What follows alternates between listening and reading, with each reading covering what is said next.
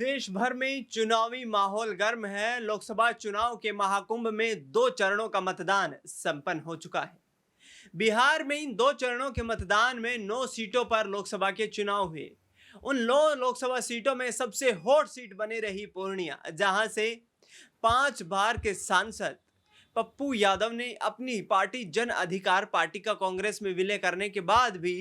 निर्दलीय प्रत्याशी के रूप में नामांकन किया और चुनाव भी लड़ा। इसके साथ साथ आरजेडी की प्रत्याशी बीमा भारती और लालू परिवार पर जमकर बरसते भी नजर आए पप्पू यादव, और पप्पू यादव को ये उम्मीदें भी थी कि वहां से वो चुनाव अवश्य जीत जाएंगे। अब इसका फैसला तो 4 जून को होने वाला है, लेकिन आखिरकार अब पूर्णिया सीट पर मतदान संपन्न हो चुका है। बिहार में 30 ऐसी लोकसभा सीटें बची हैं जहां पर आगामी 5 चरण के बाकी वक्त में यहां पर मतदान होना है। ऐसे में अब पूर्णिया सीट पर चुनाव मतदान संपन्न होने के बाद पप्पू यादव क्या महागठबंधन के साथ ही रहेंगे और क्या तेजस्वी यादव के साथ एक मंच से ही महागठबंधन के लिए लोगों से वोट की अपील करते नजर आएंगे? इन तमाम सवालों पर चर्चा करेंगे। मेरे साथ अक्षय मौजूद हैं, इनसे जानने की कोशिश करेंगे कि आखिरकार अब पूर्णिया सीट पर जो चुनाव संपन्न हुआ है उसके बाद पप्पू यादव का बची हुई 30 सीटों को लेकर के किस तरीके का यहाँ पर रुख रहने वाला है।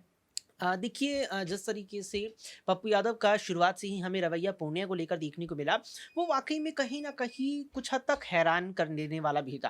पप्पू यादव का राजनीतिक करियर ऐसा रहा, या गौर करेंगे तो सीधे तौर पर मिलेगा कि 5 बार वो सांसद बने हैं अपने राजनीतिक करियर में। 5 में से 3 बार पुणे से चुने गए और 3 में से भी 2 बार यहाँ निर्दलीय चुने गए। यानी कि पप्पू यादव निर्दलीय चुनावी मैदान में पूर्णिया से उतरे तो भी जीत 2 बार दर्ज कर चुके हैं और इस बार भी जीत दर्ज कर लेते अगर पहले उतरते। ऐसे में एक सवाल यह बनता है कि पप्पू यादव ने आखिर कांग्रेस में ही क्यों अपनी पार्टी का विलय किया? ये कहीं ना कहीं लोगों के जहन में आता होगा, तो उसमें यह बात निकलकर सामने आती है कि पप्पू यादव को जिस तरीके से ये कहीं ना कहीं मन में रहा कि वो इंडिया गठबंधन के प्रत्याशी बन जाएंगे, तो एनडीए के सामने एनडीए का जो प्रत्याशी संतोष कुशवाहा है, जिसके पीछे जेडीयू है, जिसके पीछे भारतीय जनता पार्टी है, उनसे जीत हासिल करने में इंडिया गठबंधन के प्रत्याशी बनकर संभावनाएं ज्यादा हो जाएंगी कि वो पूर्णिया को एक बार फिर से फतह कर ले। और वही विचार बनाकर वो कांग्रेस में भी अपनी पार्टी का विलय कर गए, लेकिन वही उन्हें झटका लग गया। अब मतदान जिस तरीके से हो चुका है और आपने जिक्र भी किया तमाम दर्शकों के सामने कि 4 जून को मतगणना होगी और जग जाहिर हो जाएगा कि पप्पू यादव का फैसला कितना गलत या कितना सही रहा। तो अब देखना होगा यहाँ पर पप्पू यादव कैसा करते हैं, लेकिन कांग्रेस में आकर के तो अब तक लगता है ना कुछ खासा फायदा यहाँ नहीं मिला है। पप्पू यादव को कांग्रेस से तो कोई खास फायदा यहां नहीं मिला है, लेकिन आगामी वक्त में क्या महागठबंधन के लिए चुनाव प्रचार करेंगे? और ऐसे में क्या तेजस्वी यादव और पप्पू यादव के एक साथ मंच पर दिखने की कोई संभावना नजर आती है अक्षय? क्योंकि अब चुनाव संपन्न हो चुका है, एक दूसरे की राजनीतिक विरोधी जो के तौर पर अपने आप को पेश कर रहे थे, वो लड़ाई यहाँ पर शांत हो चुकी है। बिल्कुल, देखिए दिनेश, इसमें भी मैं कहूँगा कहीं न कहीं 2 परिस्थितियाँ आती हैं। अगर विधानसभा चुनावों को लेकर आप ये बात कह रहे हैं कि एक मंच पर आएँगे तेजस्वी और पप्पू, तो वो निर्भर करता है कि विधानसभा चुनावों में पूर्णिया जैसी स्थिति आरजेडी, कांग्रेस और पप्पू यादव में ना बने।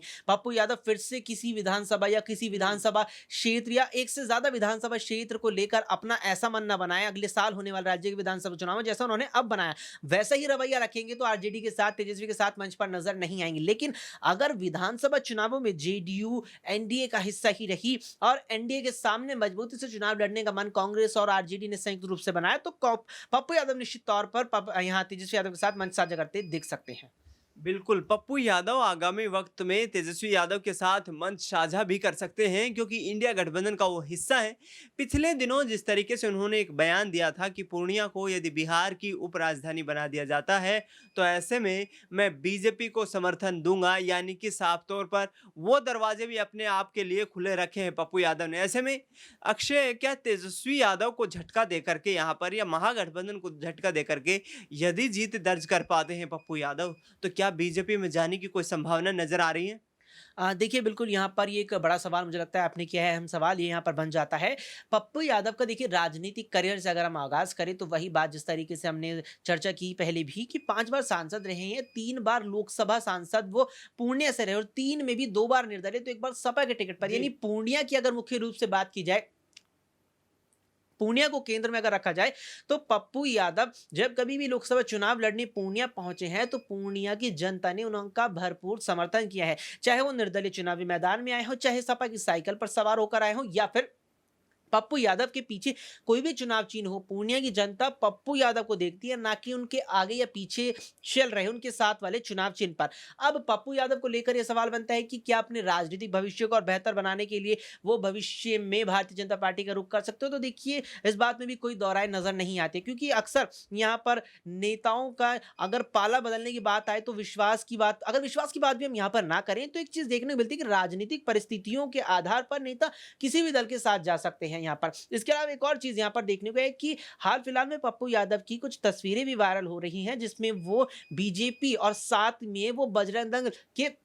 जो यहाँ रैलियां हुई है, कार्यकर्ताओं के सम्मेलन, उसमें शामिल होती दिखी। इस प्रकार की तस्वीर इंटरनेट पर वायरल हुई। हालांकि इस पे 9 न्यूज़ की पुष्टि नहीं करता, लेकिन कुल मिलाकर के पप्पू यादव का एक वक्त में बीजेपी के प्रति भी बेहद अच्छा व्यवहार रहा है, बेहद अच्छा रुख रहा है। तो ये बात भी कहना शायद गलत नहीं होगा कि अगर राजनीतिक परिस्थितियां पप्पू यादव को बीजेपी के साथ ले जाने वाली बनी, तो वे भविष्य में कांग्रेस और आरजेडी दोनों को छोड़कर बीजेपी का दामन भी थाम सकते हैं। अक्षय, आखिरी सवाल ये रहेगा कि बिहार में 9 सीटों पर 2 चरणों में चुनाव संपन्न हो चुका है और तमाम जो दावे ठोके जा रहे थे, चाहे चिराग पासवान हो, चाहे भारतीय जनता पार्टी हो या फिर आरजेडी के नेता तेजस्वी यादव हो, आखिरकार 2 चरणों के मतदान के बाद आप बिहार में किस दल को किस पोजीशन पर देख रहे हैं? देखिए, जिस तरीके से यहाँ बिहार में एनडीए और मुख्य रूप से इंडिया गठबंधन के बीच मुकाबला है, ऐसे में 2 चरणों का आपने ज़िक्र किया, 9 सीटों पर मतदान संपन्न हो चुका है। यहाँ पर दिनेश, मुझे लगता है कि दल भी कहीं न कहीं महत्वपूर्ण हो जाते हैं। 9 सीटों का आपने ज़िक्र किया, जितना मुझे ज़हन में आता है 9 में से जहाँ तक है केवल 1 सीट ऐसी रही है जहाँ एनडीए की यहाँ आरएलजेपी रामविलास लोजपा ने चुनाव लड़ा, जबकि 8 सीटों पर जेडीयू और बीजेपी के प्रत्याशी थे। अब 1 सीट की यहाँ पर बात की जाए तो वो जमुई थी, जहाँ से चिराग पासवान की जीजा यहाँ अरुण भारती ने चुनाव लड़ा। अरुण भारती का अगर आप देखेंगे तो कुछ खासा उनका अपना निजी जनाधार नहीं है, अपना कुछ खासा वोट बैंक नहीं है। वहीं चिराग पासवान का भी अब कुछ खासा वोट बैंक नहीं लगता कि होगा, क्योंकि पिता का देहांत हुआ, उसके बाद पारस ने पार्टी में फूट डाली, पार्टी टूट गई थी, 2 टुकड़ों में पार्टी बटी, तो कुछ खासा जनाधार मजबूत नजर नहीं आता। ऐसे में अगर देखा जाए 9 सीटों में ये लगभग 7 सीट मान करके यहाँ चल रहे हैं राजनीतिक विशेषज्ञ भी, और तमाम जो यहाँ पर पहलू निकलकर सामने आ रहे हैं, बट वोटिंग की यहाँ जो परसेंटेज है वो निकलकर सामने, उसके मुताबिक यही है कि लगभग 9 में से 7 सीटों पर यहाँ भारतीय जनता पार्टी नेतृत्व वाला इंडियन आगे नजर आ रहा है, जबकि 2 पर इंडिया गठबंधन। 2 सीटों पर इंडिया गठबंधन फिलहाल आगे नजर आ रहा है, जबकि पूर्णिया सीट को छोड़ दिया जाए तो यहाँ पर ये आंकड़ा जो है परिवर्तित भी हो सकता है, क्योंकि पप्पू यादव निर्दलीय प्रत्याशी के रूप में चुनाव लड़ रहे हैं और वहां से यदि वो जीत दर्ज करते हैं तो ये आंकड़ा और भी बढ़ सकता है इंडिया गठबंधन के फेवर में। लेकिन अब देखना ये होगा कि भारतीय जनता पार्टी जो तमाम दावे करती नजर आ रही है, तमाम तरीके की रणनीतियां तैयार करती नजर आ रही है, क्या 2024 के लोकसभा चुनाव में 2019 के आंकड़ों को दोहरा पाएगी? क्योंकि पप्पू यादव की बात कर ली जाए या तेजस्वी यादव की बात कर ली जाए, ये तमाम राजनेता एक तरीके से खुले मन से भारतीय जनता पार्टी और प्रधानमंत्री नरेंद्र मोदी की नीतियों को खुलकर यहाँ पर लोगों के सामने उनका विरोध करते नजर आ रहे हैं और लोगों के बीच एक विश्वास पैदा कर रहे हैं कि यदि परिवर्तन होगा तो हम अपने मैनिफेस्टो के तमाम दावों को पूरा करेंगे। इस पर आपकी क्या राय प्रतिक्रिया कमेंट बॉक्स में जरूर बताएं। अक्षय, आपने तमाम जानकारी का साझा किया, आपको बहुत बहुत शुक्रिया। देश दुनिया की तमाम बड़ी खबरों के लिए आप देखते रहिए SPN 9 न्यूज।